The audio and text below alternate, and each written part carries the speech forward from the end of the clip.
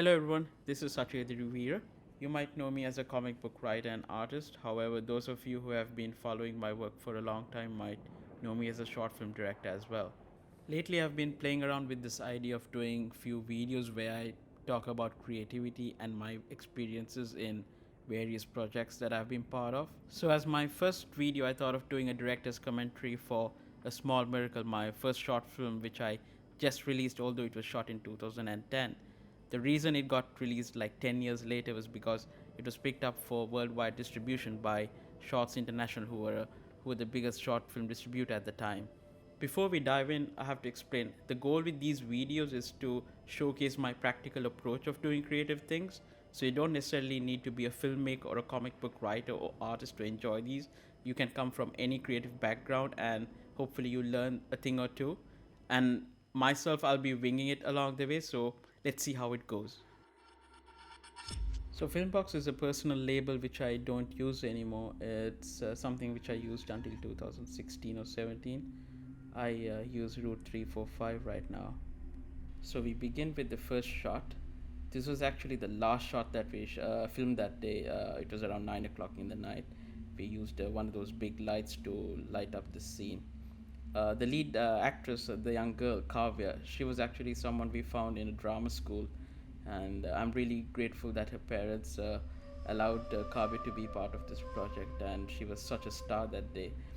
In a way, it's quite crazy because my first ever short film, I decided to work with children and then have a huge war scene and shoot this all in a single day. Looking back, it sounds really crazy, but I'm glad that we did it and it still holds up after all this time. There are a lot of things that went behind the scenes which I'm hoping to cover with this commentary track. So, without further ado, let's get on to it. We actually shot this in Colombo, dead center of Colombo, actually. I haven't been into this area for a while, but according to my friends, this is where the new Altair Towers are. This place used to be called the Colombo Commercial Land, and it was this huge abandoned factory, and it was under the ownership of the Urban Development Authority. So, like when I was writing my script, of course, I didn't know that I was going to shoot in this place, and I just stumbled across this location. And I went to the Urban Development Authority with my script, and I told them like I'd like to shoot here, which took them by surprise as well, because no one had used this location for that sort of thing before. However, they asked me to get a letter from the Ministry of Defense as well because this whole area was a designated high security zone. So I took my script to the Ministry of Defense and requested their permission as well. They were quite concerned about the war scene, which comes up in a bit. They asked me if where this short film takes place, and I said there's no such place.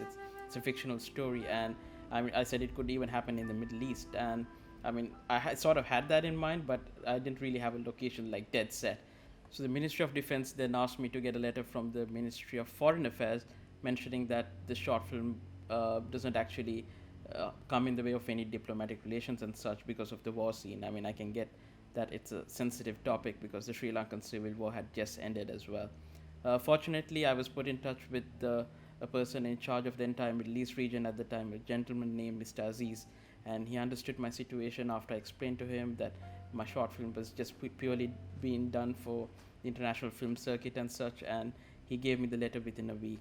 So that was good. The thing that I learned out of that was like be persistent. I could have like given up at any point before because getting three permission letters for one location sound ridiculous, but I really like this location because it added a lot of texture and had the vibe that I was looking for. And that doesn't just mean that I went with the location, like we bought a lot of props to dress this place up as well. Like if you see the backgrounds, like if you see that barrel in the background, we actually rented those barrels from Petal. We bought like two barrels so we could put these in the backgrounds wherever we needed. Because my short films have no dialogue, like having things that I put in the frame really matter because I need to make sure that the everything conveys some sort of information to the person watching the short film. So that's the thing that I really went. We did a lot of planning actually for that, and I'm glad that it shows. Now, all of these decisions were informed by what I call the economy of storytelling. That is, as a filmmaker or a creator or an artist, you should have a good idea of what you want in the frame and what you do not want in the frame. And this is why it's important to storyboard your films or short films before you go on set. That way you have a good idea of where you want things to be, and even it helps you design your sets accordingly and what type of props you need instead of trying to go on set and figure them on site. I can't remember where I learned this, but what you do not include in a frame is just as important as what you include. And this shot is actually the point where I realized filmmaking was going to be such a expensive endeavor, because we actually used a crane for this, and it cost me like 25,000 rupees at the time. It was the most expensive thing that we rented for this, and we only used it for one shot. I mean, I get it, like sometimes you have to put in some money to make your shots look good, and that's perfectly fine. This war scene which comes up, most of this, all of this is actually post-production work, except for some haze here and there. We had a smoke machine on set. All of this was After Effects work done by myself, and shooting this was of course like boring at the time, but when you add the effects and music, it really adds up. Having that amputee in the war scene was something that I picked up from Saving Private Ryan, where they used actual amputees dressed up to enhance the horrors of war. Now, I can't remember where I learned this or read about it, but an interesting thing that I realized with filmmaking is you get to write your script three times in the process. The first is when you lock your script for shooting, that's your final draft, and the second time is when you're on set and you're shooting your script, and the third is during post production, and that's so true. And with this short film, because it was my first time doing something like this, uh, I realized like by the time we reached lunchtime, we had shot like less than one third of my script. So what I did was I had a serious look through and cut out a couple of scenes and did some mental editing where I realized I could connect few scenes and make the story work. So that's what I did, uh, and it worked out in post production as well. I'm sure I did a few changes in that stage as well. So technology has come a long way since we shot this in 2010. The tools available right now for a filmmaker, from cameras to post-production techniques, are truly astonishing. But personally, I'm a believer of letting the creative process lead the way. I won't recommend anyone, regardless if you're a filmmaker or an artist or in what sort of medium that you work in. Like, don't be a slave to the tools. Like, learn the techniques of whatever you can, but don't let don't let your creative process be dictated by tools. Like, if you even look like classic films, like they were done in such a way, like it still holds up of all these time, even 40 or 50 years later. And I think that's important if you're a creative person trying to do something in the long run, because tools change regardless, and but being able to do good stuff with the medium and knowing the ins and outs can really help. The reason I got into short films was because I was interested in storytelling, and making short films seemed to be a good way to get around it at the time. That's honestly something I will recommend any person, any filmmaker or creative trying to get into any creative medium, is that start small with whatever you're doing instead of trying to do something huge at once. If you're like a filmmaker trying to make your first short, you don't even have to make a 10-minute short film anymore. Like, you could start with something experimental using your phone, something like 1 or 2 minutes, and put it out there. Like, technology has made so many things accessible.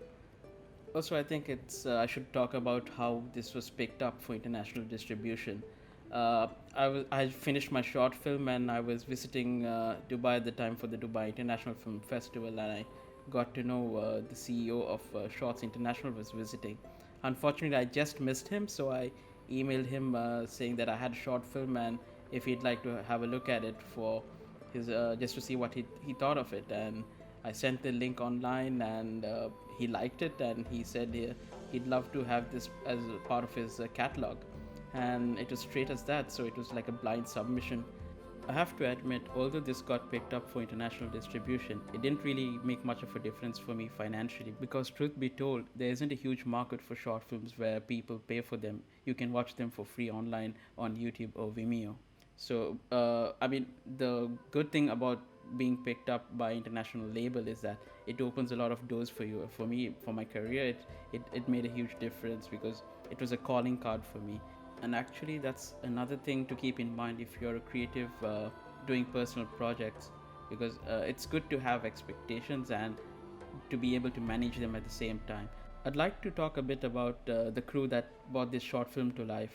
Lasanta, who was my DP for this project, he really helped me a lot and guided me a lot on set, because I honestly had no experience like working with the camera before directly.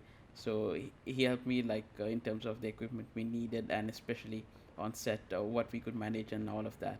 During pre-production, because we don't have any dialogues for this short film, I knew I wanted someone good to do the music for this, and Rankadasan Naika was my first choice, and I'm so glad that we were able to land him. His work truly elevates this short film to another level. The art direction for this was done by my childhood friend Avanta, who tragically passed away a few years ago. In fact, he drew those angel wings you see as part of the climax of the short film. So, the short film will hold a special place in my heart because of Avanta's work in this. So, I think that covers most of it. So, thank you for listening so far, and hopefully, I'll be able to catch you again with more of these videos soon.